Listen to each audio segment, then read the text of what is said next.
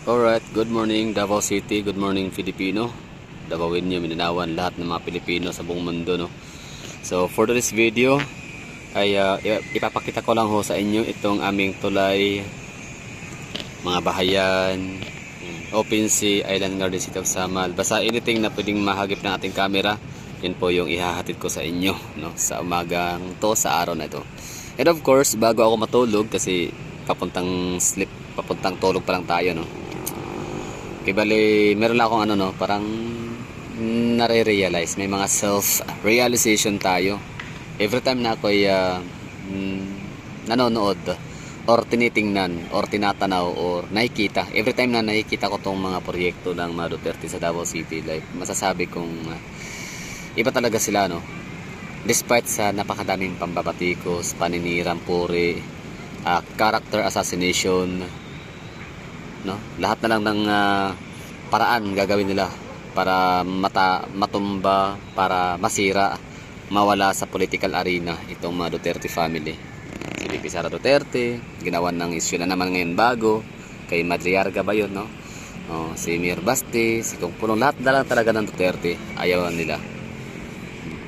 So the more na binabatikos ang mga Duterte, the more na ginagawa ng issue, the more na hinihila nila pababa ang mga Duterte, the more na yun nga, ginagawan, no, ng mga kasalanan, the more na mas marami kaming blessings tuloy sa Davao, no? The more na mas ginaganahan silang magtrabaho ng maayos itong mga Duterte, the more na tuloy-tuloy yung yung kailang mga proyekto. For example, ito, malapit na itong buksan. Dito today, December 13, tomorrow 14, 15, 2 days to go, no? So passable na itong area. Ibig sabihin ba passable naman na siya ngayon. Kita nyo naman may mga dumadaan na ng mga sasakyan. Syempre yan, mga trabahante, mga empleyado yan sila. So mabubuksan na yan sila by magagamit na yan sa madlang people. Mata-turn over na yan sa amin by December 15, diba? So the more you bash, the more na maraming mga proyekto ang Duterte na natatapos. Grabe yung dalawang political groups ngayon, no? Itong Pinklawan and Loyalist Tanga. Dalawang grupo na yan, pula at pink. So tandem sila, no? Itong mga loyalist, itong kay BBM na tropa, gobyernong BBM, ang focus sila sa paggawa ng mga hindi magandang bagay sa Pilipinas. Sila nga, corruption. So yun sila nakafocus, pag low binding, corruption, no, pangangamkam ng salapi ng taong bayan, doon sila nakafocus. At ito naman kanilang kaalyansa na lang ngayon na Pinklawan, kabaro nila. So ang focus naman nila ay sirain, tungisan ang mga Duterte, o hilahin nila pababa ang mga Duterte. So yun yung nagiging trabaho nila. Samantala itong Duterte naman, trabaho ng trabaho ng trabaho. Tuloy lang ang buhay, tuloy lang ang serbisyo, tuloy ang serbisyo publiko. Diba? So kita nyo. So Duterte, work. BBM administration, corrupt. And itong mga Pinklawan, sila mga komunista, mga hindi, mga kaliwang grupo. Sila sa pangunguna ni Rizal Ontiveros, ang ginawa naman ay bash, no? Paninira. Sampanan naman ang kaso yung adik na pare, no? Dami niyang sinampang kaso kay Sara Duterte. So yun yung ginagawa nilang dalawang grupo, corruption, tapos paninira po rin sa mga Duterte, banat sa Duterte, nakaw sa kaban ng bayan. Pero ang mga Duterte, ang ginawa nila ay trabaho, proyekto.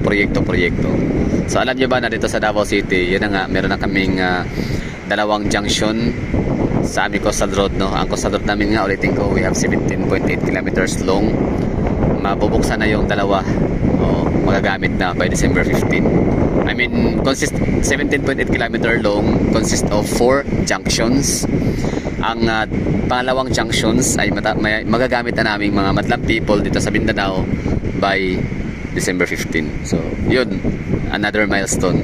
And another milestone, meron pang susunod na mga milestone sa Davao City, at isa doon ang pagtanggal ng mga informal settlers and mga distress areas, no, sa mga slums areas. So marami tayong mga kabayang Pilipino na nakatira sa mga lugar na yan ay siyang bound for relocation. Ililipat sila sa parang tenement or condominium pag ganito, di ba? So tenement naman yung housing or relocation site. So nakatuwa kasi ang mga Duterte wala tuloy talaga sa trabaho. Grabe yung kailangan advokasya, grabe yung kailangan dedication sa trabaho, grabe yung dedication nila sa kailangan posisyon, no? I mean sa mga taong bayan na bumuto sa kanila at nabibigay tiwala. Nakatuwa. So yun lang yung nare-realize ko dito na ngayon bago matulog. Bakit kaya itong mga Pinklawan and Bongbong Marcos, so, Pinklawan na lang kasi itong BBM administration at katropa niya, iwan na naman talaga ng pag-asa dyan, no? Talagang masisira, wala na silang political career, no? Pagkatapos itong administrasyon na to, kasi nga taong bayan nagsalita, nagkakaisa, majority wins sa Pilipinas. So majority tayo mga sumasang-ayon, no? At humahanga at naniniwala sa mga Duterte. So wala nang political career na babalikan itong mga Marcoses, Romualdez, mga Remulla.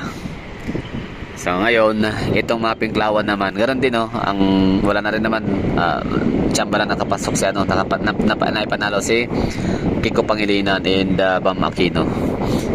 Swerte na lang yun.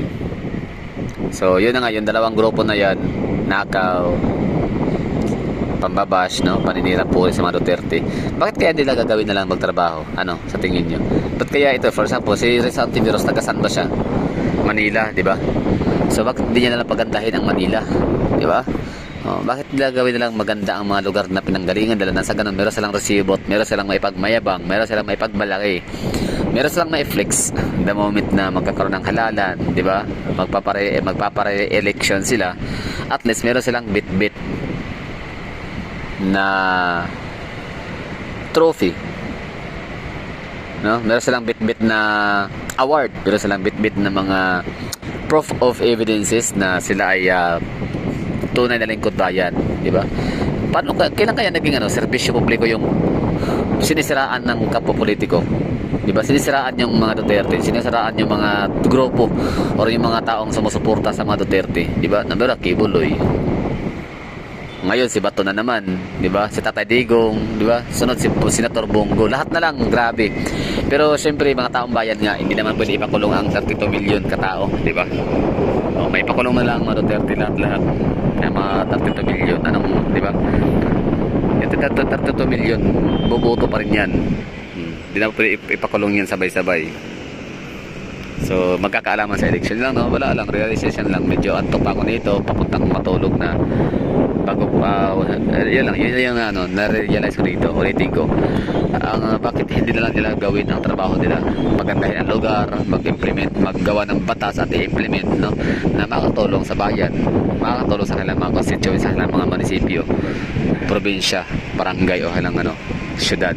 Kaya sa Davao City, napakaraming mga existing laws and city ordinances na talagang may pangil, talagang pinapatupad dito.